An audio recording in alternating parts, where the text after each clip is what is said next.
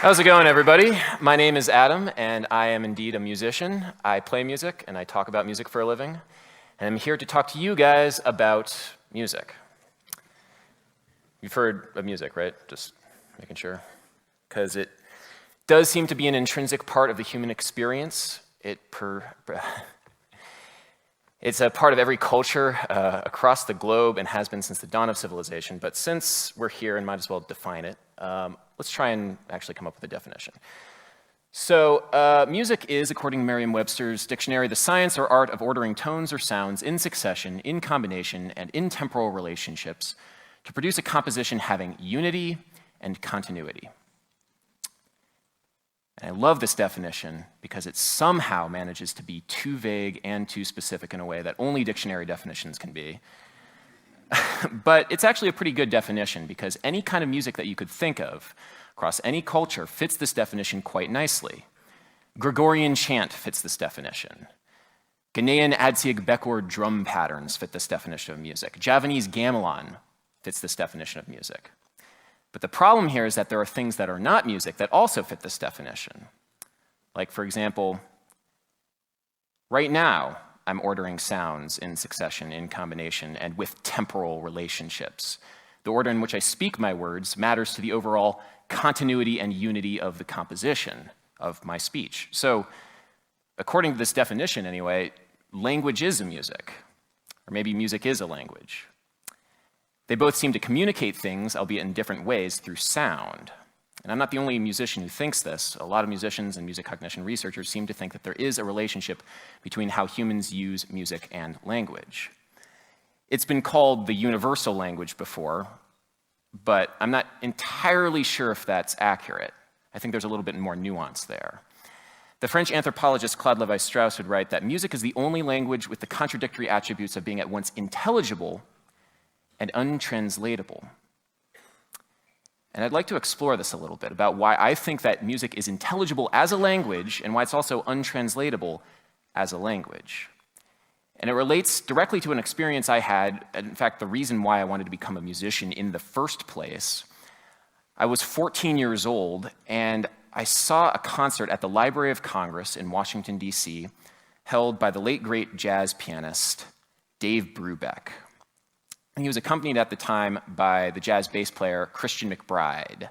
This is me backstage with Christian McBride at age 14. I'm 14, not Christian McBride.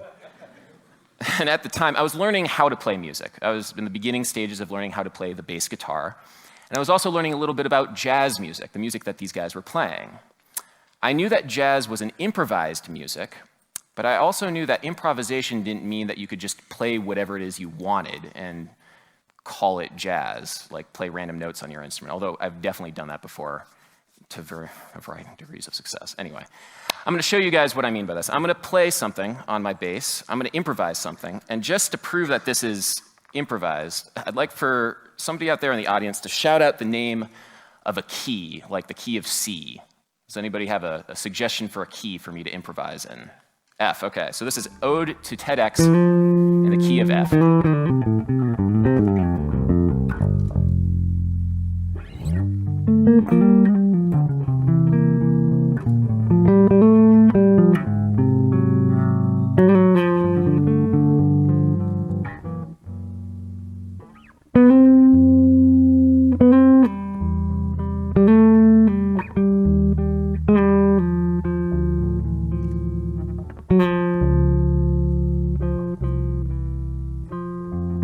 Okay, I got a question for you guys. What do you think I'm thinking about while I'm improvising? Do you think that I'm thinking like the names of the notes that I'm playing? Like, I'm thinking, oh, I'm going to play an F now, then a D, then an E, then a C, then an A, then a B flat, or whatever. The truth is that it's actually very similar to having a conversation with somebody in daily life. You know, if you think about just their mindset when you're having a conversation, you're not really, reading from a script. You're improvising the conversation, but you're also not inventing new language to have your conversation. What you're doing is you're recombining all of the vocabulary words that you've learned over the course of your life, and you're recombining in the moment in a way that makes sense to you, and hopefully makes sense to the person with whom you're speaking. And the reason why this works is because there's this underlying structure, this grammar of language, which governs which words can go where. It governs the temporal relationships of the sounds that you speak. And this syntax defines well-formed sentences. Adjectives go here, nouns go here, verbs go here. And because you know that syntax quite well, you can access your vocabulary and recombine it in the moment to have a meaningful, extemporaneous conversation. And that's exactly the same thing with music. When I saw Dave Brubeck and Christian McBride play, they were having a meaningful, extemporaneous conversation before me. They were recombining all of their musical ideas, their vocabulary that they had learned over the course of their careers in the moment. And they did it in a way that made sense to me. And I looked up at them, and it was like they're having this, I'm going to call it a debate, maybe. They were having this repartee back and forth in this fluid arc of musical ideas. And they were telling a story with a logic that I could understand. And that was very exciting for me because it just seemed so joyful. It was really exciting to watch. At one point, they were laughing, and Christian McBride, I remember him letting out a woo, which is how you know the jazz is especially good.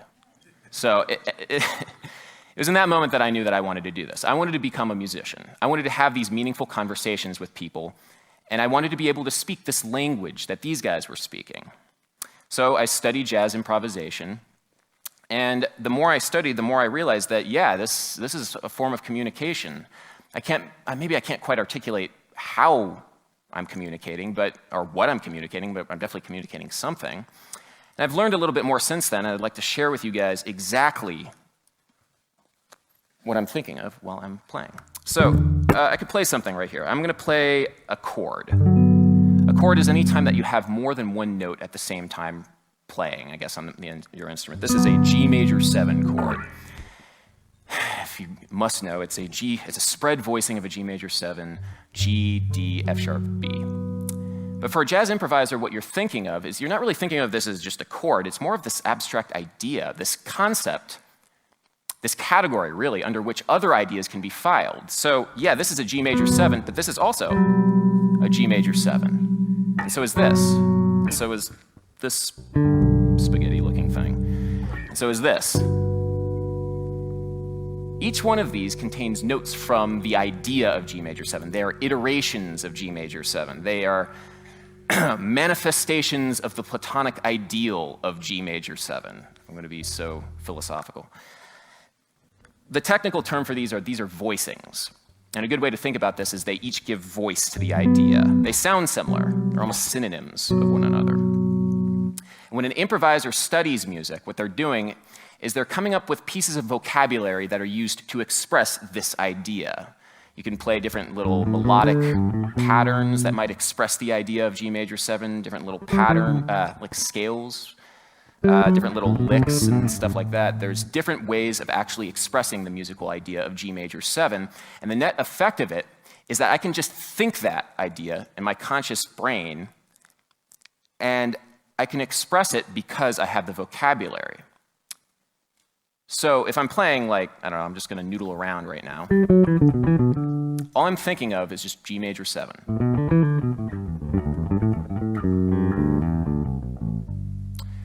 And if I shift my conscious brain to think another idea, like maybe A flat major 7, you'll be able to hear that.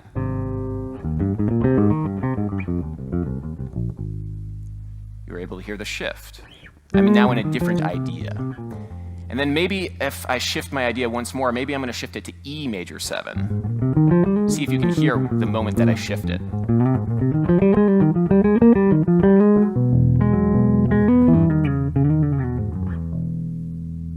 And you heard that shift. Something changed in the improvisation there. And I think that's the exciting thing and why I think that music really is a language, because I had a thought, I manifest it through my vocabulary, and you understood when that shift happened. Maybe you weren't able to label it as E major 7, but you understood it. I was able to communicate my idea through my vocabulary in the same way that I communicate my ideas through the language that I speak. Exactly what E major 7 means, I can't really tell you, because like Claude Levi-Strauss would say, Music is the only language with the contradictory attributes of being at once intelligible and untranslatable. You can't translate that idea of E major 7 into something else. It's just what it is. Music is untranslatable. If you were to ask me a question right now, like, what are you doing, Adam? And I might respond, I'm giving a TEDx talk. There's a logical relationship between question and answer. I can ask musical questions too. Like, for example, this might be a musical question, and this might be a musical answer. You can hear the logic there. We call this antecedent and consequent phrases. Antecedent, question. Consequent, answer. And you hear the logic there that can be explained musically. For example, the first phrase ascends melodically, and ascending melodic phrases contain tension that's compounded by ending that first phrase on the 7th degree of the scale, which is the leading tone. For historical and acoustic reasons, the leading tone has a fair amount of dissonance, tension, which is resolved at the beginning of the consequent phrase, the tonic, and that resolves the tension, which is then compounded by going down the A major arpeggio down to the tonic at the very end of the consequent phrase. Okay, great. Thank you. Music theory, okay. So there's a logic there that you heard, you understood. I didn't need to explain all of that stuff to you, you just heard the relationship. And because you understood, at least on some sort of level, the relationship between question and answer, it produces in you a sort of satisfied feeling, right? It's like a satisfactory response of question and answer. Tension, and release. I want you guys to pay close attention to that tension and release in this next question and answer pair. Because that feeling, the feeling that's going to be induced, is salient to my point about music being a language. So check this out. Here we go.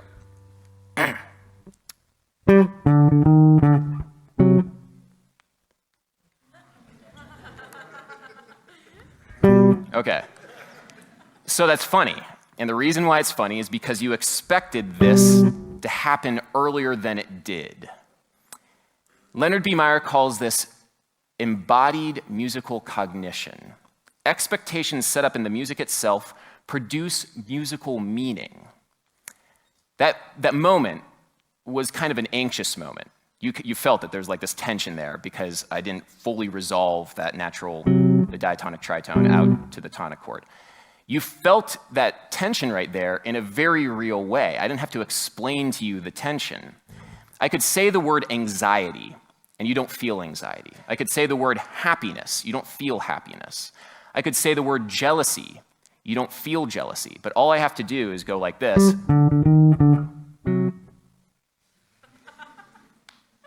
And you feel something.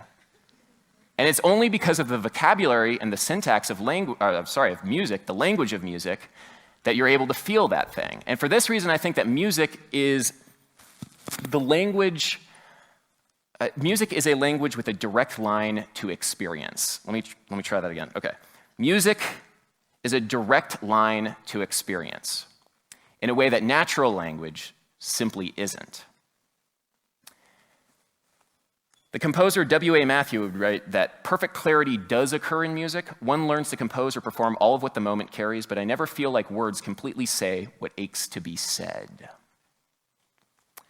The philosopher Susan Langer said that a composer not only indicates but articulates subtle complexes of feeling that language cannot name, let alone set forth. And so when I was preparing for this talk, I was trying to think about the best way of explaining how it was that I felt when I was looking up at Christian McBride and Dave Brubeck improvise and have their musical conversation. And I really can't articulate that feeling into words, because the only way of articulating that feeling would be to be there in that moment and have Christian McBride and Dave Brubeck improvise for you all. Trying to explain that feeling is kind of like trying to explain what the color red is to somebody who is blind and has never seen anything before. You can exhaust your vocabulary of the most poetic descriptions of how red makes you feel and the meaning of redness, and also, throw at them like the wavelength of red and get into the scientific definitions of what red is, but until you actually see red, you haven't experienced it. And that's the same thing with music. In that example earlier of, the shave and a haircut thing, that was like one example of meaning that was transferred to you directly as a feeling. Imagine how many subtle shades of feeling there are in a symphony that maybe you're not consciously aware of, but you're feeling quite directly. My mom is also a musician, and she says that music provides a clarity of emotion. And I think this is why whenever you go to a wedding, it would be really weird to not have music. Just think about it, a wedding without music, that'd be very strange. And I think the reason for that is because in order to properly express the joy of the community and also the love of the couple, you need music there in order to articulate that clarity of emotion that language alone would not be able to give you. If you think about the music that means the most to you personally, chances are it's because it's helped you find a certain clarity in yourself that language alone would not be able to provide. And so this is what I want to do with my own music making and my own teaching. I want to try and find a clarity of emotion in myself and help other people find that clarity as well. And the only way that I know how to do this is through the vocabulary, the grammar, the syntax of the language of music. Thank you very much.